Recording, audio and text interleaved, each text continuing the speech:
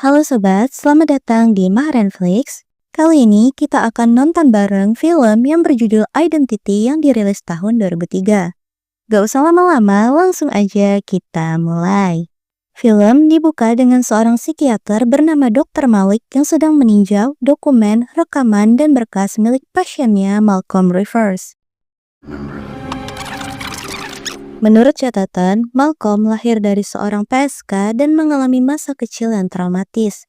Ibunya meninggalkannya di sebuah motel lokal ketika ia berusia 9 tahun dan setelah itu ia tumbuh di panti asuhan. Saat dewasa, Malcolm dengan brutal menghabisi 6 orang di sebuah kompleks apartemen pada 10 Mei 1998, di mana tanggal tersebut merupakan hari ulang tahunnya. Kejahatan itu begitu kejam sehingga pengadilan menjatuhkan hukuman mati dan eksekusinya dijadwalkan besok. Di adegan berikutnya, seorang jaksa menerima panggilan mendesak dari rekannya yang memberitahu bahwa akan ada sidang baru yang dijadwalkan tengah malam. The diary gave them an opening, Gary, to argue insanity again. They said they needed Rivers' present, so they pumped him full of drugs. They put him on transport. So you're telling me they're taking this scumbag to a hearing the night before his execution? Ternyata pengacara pembela Malcolm menemukan buku hariannya yang ia klaim bisa membalikkan kasus ini. Adegan kemudian berpindah ke sebuah motel di mana pemiliknya Larry Washington sedang menonton TV sementara hujan deras mengguyur di luar. She won't stop bleeding. She won't stop bleeding. Tiba-tiba seorang pria bernama George York masuk sambil membawa istrinya Alice yang berlumuran darah. Ia mengaku mereka baru saja mengalami kecelakaan. Dalam flashback, kita melihat pasangan itu sedang mengemudi di tengah hujan dengan anak mereka, Timothy, yang duduk di kursi belakang. Awalnya semuanya terlihat baik-baik saja sampai ban depan tiba-tiba meledak, membuat mereka kaget. George segera menepi dan menemukan bahwa ternyata ada sebuah sepatu yang tersangkut di bannya. Adegan lalu mundur lagi ke flashback lain di mana seorang mantan PSK bernama Paris Nevada sedang menyetir di jalan yang sama. Ia mencari koreknya, tapi tanpa sengaja semua barang-barangnya termasuk sepatunya terlempar keluar. Kemudian George sibuk memperbaiki bannya sementara Alice berdiri di sampingnya sambil memegang payung. Timothy bermain di dalam mobil dan segera memberi isyarat agar ibunya mendekat.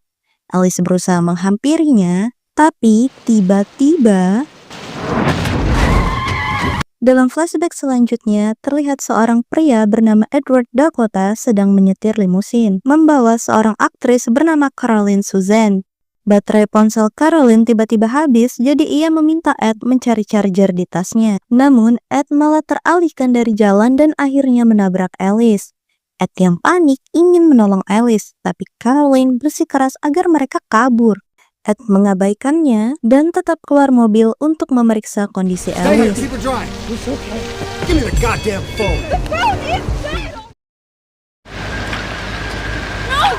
Tak jauh dari sana, Paris juga sedang menyetir di jalan yang sama. Namun ia menemukan bahwa jalan sudah terendam air. Ia mencoba berbalik arah, tapi malah menabrak tiang lampu. Sementara itu, Ed membawa semua orang ke dalam limusinnya dan pergi ke motel terdekat. Pemilik motel, Larry, mencoba menelpon ambulans, tapi tidak ada sinyal karena hujan deras. Ia mengatakan ada rumah sakit berjarak 48 km dari sana. Meski cuaca buruk, Ed segera menawarkan diri untuk menjemput ambulans karena ia merasa bertanggung jawab atas kondisi Alice.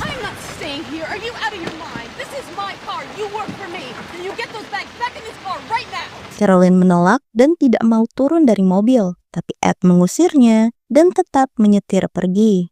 Beberapa kilometer kemudian, Ed bertemu Paris yang mobilnya mogok. Ia meminta tumpangan dan Ed langsung setuju. Paris memperingatkan Ed bahwa jalan ke depan terendam banjir. Tapi Ed tidak menggubris dan tetap melaju. Hingga akhirnya mobilnya benar-benar tenggelam di banjir. Saat itu datang mobil lain dari arah berlawanan, dikendarai oleh pasangan bernama Lou dan Ginny Luciana. Ed meminta bantuan mereka untuk ke rumah sakit, tapi pasangan itu memberitahu bahwa jalan di arah sebaliknya justru lebih parah. Karena tidak ada pilihan lain, mereka semua kembali ke motel untuk menginap. Sebelum pergi, Ed mengambil revolver dari laci mobil limusinnya. Setibanya di motel, Ed memberitahu George bahwa mereka terjebak di sana malam ini. Larry lalu mencatat data para tamu dan mengarahkan mereka ke kamar masing-masing.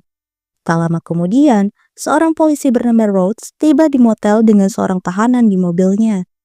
Ia meminta izin Larry untuk tinggal sementara hingga badai reda, dengan janji tahanan itu akan dirantai. Ed lalu menjelaskan tentang kondisi Alice yang kritis dan meminta agar ambulans dikirim. Rhodes mencoba menghubungi lewat radio polisi, tapi gagal. Karena tidak ada pilihan lain, Ed memutuskan menangani sendiri dengan menggunakan jarum serta benang untuk menjahit luka Alice. Pendarahannya berhenti dan kondisinya mulai membaik. Sementara itu, Ed memperhatikan Timothy yang tampak aneh dan tidak berbicara sejak kecelakaan.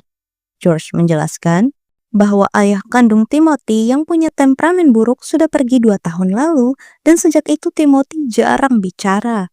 Di sisi lain, Larry mengantar Rhodes dan tahanannya Robert Maine ke kamar. Rhodes kemudian merantai Robert ke toilet agar ia tidak bisa kabur. Beberapa saat kemudian, Caroline terlihat sedang berlatih pidatonya. Tanpa sadar, ada sosok misterius mengintai di belakangnya. Tiba-tiba, telepon motel berbunyi, menandakan ada sinyal masuk. Karena senang, Caroline keluar ke tengah hujan sambil menutupi diri dengan tirai kamar mandi, mencoba mencari sinyal yang lebih kuat. Tiba-tiba, meski badai masih kencang, Ed mendengar suara aneh dan keluar. Ia menemukan kait tirai yang patah, lalu sebuah jejak membawanya ke ruang laundry.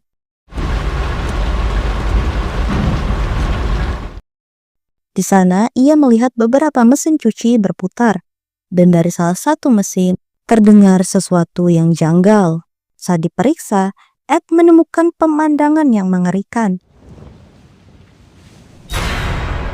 Rhodes dan Larry juga datang dan sama-sama terkejut.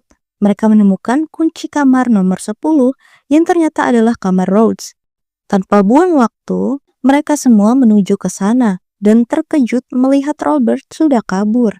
Ed lalu mengumpulkan semua orang di aula utama dan berusaha menjelaskan dengan hati-hati. Namun Larry justru belak-belakan mengatakan Caroline sudah mati dan pembunuhnya kabur, membuat semua orang panik. Ed berusaha menenangkan mereka, mengaku bahwa ia adalah mantan polisi, lalu mengeluarkan pistol dan memutuskan bekerja sama dengan Rhodes untuk mencari pelaku. What are we chasing here? Multiple homicide. Sementara itu, pemilik motel, Larry, tampak tidak peduli. Ia malah diam-diam masuk ke kamar Caroline untuk mencuri uangnya. Di aula, para tamu yang tersisa semakin panik, terutama Ginny yang tiba-tiba berdiri dan berkata ia merasa ada sesuatu yang buruk akan terjadi. Ia lalu pergi ke kamarnya bersama Lou. Di kamar, pasangan itu kembali bertengkar. Terungkap bahwa mereka baru saja menikah karena Ginny mengaku hamil. Namun kali ini Ginny akhirnya jujur bahwa ia tidak hamil dan ia berbohong hanya agar Lou mau menikahinya. Pengakuan ini membuat Lou marah besar. Ginny langsung mengunci diri di kamar mandi. Lou terus mengetuk dan berteriak, tapi Ginny meminta ditinggalkan sendirian. Tak lama kemudian, ketukan itu berhenti dan suasana menjadi sangat sepi. Ginny yang khawatir mencoba keluar dari kamar mandi. Tapi ia kaget melihat bayangan seseorang yang berusaha menyerangnya dengan pisau. Ia kembali mengunci diri, lalu memanjat keluar jendela, jatuh tepat ke pelukan Rhodes. Ed dan Rhodes masuk ke kamar itu dan mereka terkejut mendapati Lou sudah tak bernyawa. Di tempat lain, Robert berhasil melarikan diri dari motel dan berlari ke arah gurun. Ia melihat beberapa bangunan dengan lampu menyala dan segera masuk ke salah satunya. Tapi betapa kagetnya dia ketika sadar bahwa ia malah masuk lagi ke hotel yang tadi ia tinggalkan. Kali ini, Ed dan Rhodes berhasil menangkapnya dan menghajarnya hingga pingsan. Mereka lalu mengikat Robert ke kursi dan meminta Larry yang memegang tongkat bisbol untuk menjaganya. Tak lama kemudian, Ed dan Paris masuk ke kamar Lou untuk mengambil foto TKP. Saat memeriksa jasad Lou, Ed terkejut menemukan kunci dengan nomor 9 di tangannya. Mereka segera memberitahu Rhodes dan ketika itu mereka melihat Larry keluar dari kantornya. Padahal ia seharusnya mengawasi Robert. Mereka langsung memanggilnya dan buru-buru mengecek Robert. Namun yang mereka temukan, Robert justru sudah tewas mengenaskan dengan kunci nomor 8 di dekatnya. Tenggorokannya tertusuk tongkat bisbol, membuat mereka mencurigai Larry sebagai pelaku. Larry membantah tuduhan itu, tapi keadaan semakin buruk ketika dompet Caroline ditemukan padanya. Karena terpojok, Larry menyandera Paris. Let her go, Larry! Namun tiba-tiba, sebuah mayat yang membeku jatuh dari lemari pendingin. Larry memanfaatkan kekacauan itu untuk kabur dengan truk pick-up. Saat ia mencoba kabur dari motel, tiba-tiba ia melihat Timothy berdiri di jalan. George berusaha menyelamatkan anak tirinya, tapi justru tertabrak dan tewas. Adegan lalu berpindah ke persidangan Malcolm. Dr. Malik menjelaskan bahwa menurut hukum, seseorang tidak bisa dieksekusi jika ia tidak mengerti tuduhan terhadap dirinya. Ia lalu menunjukkan buku harian milik Malcolm yang berisi tulisan dari berbagai sudut pandang serta dengan tulisan tangan yang berbeda-beda. Hal ini menunjukkan bahwa Malcolm menderita gangguan kepribadian ganda. Itulah sebabnya ia tidak ingat melakukan pembunuhan. Selanjutnya, Malcolm akhirnya dibawa masuk ke ruang sidang dengan kondisi diikat ke kursi roda dan tidak sepenuhnya sadar. Kembali ke motel, kelompok yang tersisa mengikat Larry ke kursi karena yakin ia pembunuhnya. Sebagai pembelaan, Larry mengungkapkan bahwa mayat di lemari pendingin tadi adalah pemilik motel yang sebenarnya, yang anehnya juga bernama Larry. Ia menjelaskan bahwa ia kehilangan semua uangnya di Las Vegas dan lari dari para penagih hutang. Saat bensinnya habis, ia sampai ke motel ini dan menemukan pemilik aslinya sudah mati di dalam. Ketika ada tamu yang datang, ia berpura-pura menjadi pemilik motel demi mendapatkan uang. Ia menyimpan mayat pemilik asli di lemari pendingin, berharap keluarganya kembali. Tapi semakin banyak tamu berdatangan, ia malah semakin nyaman berpura-pura jadi pemilik motel. Dengar cerita itu, semua orang percaya kecuali Rhodes yang tetap yakin Larry adalah pembunuhnya. Namun akhirnya mereka sepakat untuk berkumpul di aula utama dan saling mengawasi. Beberapa waktu kemudian, Rhodes memeriksa kondisi Alice, tapi ia terkejut mendapati Alice sudah meninggal. Lebih mengejutkan lagi, ditemukan kunci nomor 6 di bawah bantalnya. Hal ini membingungkan semua orang, karena mereka mulai bertanya-tanya di mana kunci nomor 7. Mereka lalu ingat George, dan ketika memindahkan truk pick-up, mereka menemukan kunci nomor 7 di saku George.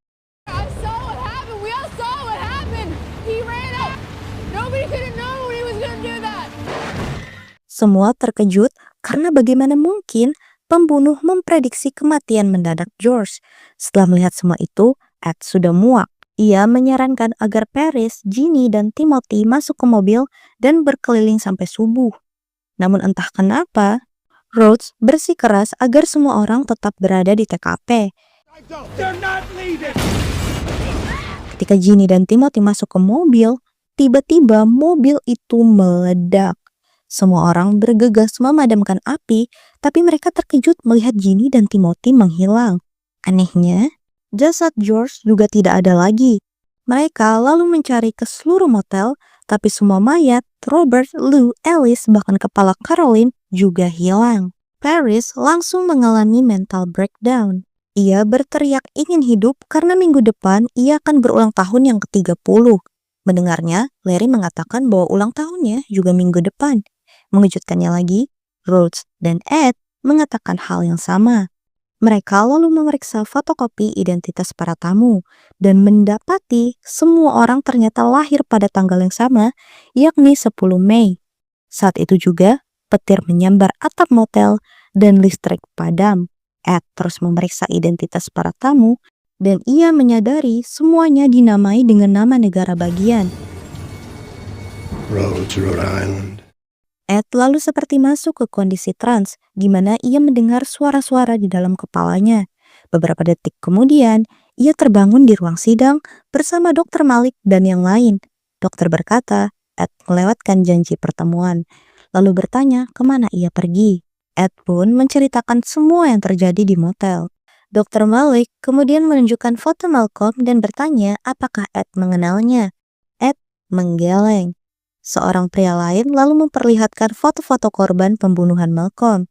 Tetapi Ed kebingungan dan tidak tahu apa yang sedang terjadi. Dr. Malik lalu menjelaskan bahwa Malcolm mengalami masa kecil yang sangat sulit, sehingga ia mengembangkan banyak kepribadian. Ia memberikan cermin kepada Ed, dan ternyata Ed adalah Malcolm itu sendiri. Christ, where is my face? Dokter menjelaskan bahwa Ed hanyalah salah satu kepribadian Malcolm, bukan orang sungguhan. Meski wajahnya berbeda, Ed menolak percaya. Ia masih yakin dengan kehidupannya sendiri sebagai seorang mantan polisi, lengkap dengan rumah, keluarga, dan pekerjaannya. Namun Dr. Malik dengan tenang menjelaskan bahwa itu semua hanyalah fantasi. Faktanya, semua orang di motel hanyalah kepribadian yang diciptakan Malcolm. Ternyata salah satu dari kepribadian itu sangat jahat dan dialah yang bertanggung jawab atas semua pembunuhan. Peristiwa pembantaian di motel sebenarnya hanyalah cara kepribadian jahat itu menyingkirkan yang lain agar bisa mengambil alih pikiran Malcolm. Dr. Malik lalu memberikan misi kepada Ed. Ia harus menemukan dan membunuh kepribadian jahat itu. Jika berhasil, Malcolm akan kembali waras di dunia nyata dan terhindar dari hukuman mati. Beberapa saat kemudian, Ed terbangun tak jauh dari motel. Sementara itu, Rhodes menemukan panel telepon, tapi ternyata kosong. Paris mencari senter di mobil polisi, namun malah menemukan dokumen tentang pemindahan dua tahanan, Robert dan Rhodes.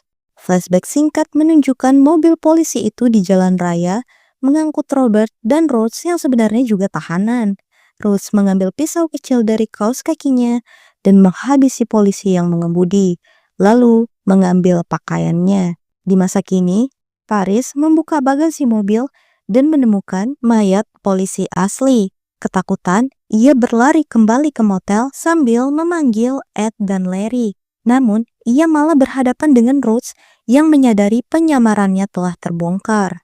Tiba-tiba, Larry muncul dan memukul Rhodes dengan tabung pemadam kebakaran. Sayangnya, Rhodes ternyata masih hidup dan langsung menembak Larry di dada. Paris pun kabur ketakutan. Saat bersembunyi, Paris menemukan Ed dan menceritakan semuanya. Ed dengan tenang menyuruhnya tetap di tempat, meyakinkannya bahwa semuanya akan baik-baik saja. Ia lalu pergi menghadapi Rhodes. Pertempuran keduanya berakhir dengan baku tembak sengit. Rhodes berhasil menembak Ed berkali-kali, tapi pelurunya habis. Dalam kondisi terluka, Ed memanfaatkan kesempatan itu untuk menembak Rhodes hingga tewas. Paris segera menghampiri Ed yang sekarat dan berjanji akan mencari pertolongan. Tapi sudah terlambat. Ed meninggal di pelukannya. Ketika badai akhirnya reda, Paris mengambil truk pick-up dan meninggalkan motel. Adegan berpindah ke dunia nyata di mana Dr. Malik menyatakan bahwa kepribadian jahat dalam diri Malcolm telah musnah. Artinya, ia tidak lagi berbahaya dan hanya butuh perawatan. Hakim setuju dan memutuskan Malcolm dipindahkan ke rumah sakit jiwa di bawah pengawasan Dr. Malik. Saat Malcolm dibawa ke sana bersama Dr. Malik, kita diperlihatkan isi pikiran Malcolm. Paris tampak kembali ke kampung halamannya dan membuka kebun jeruk.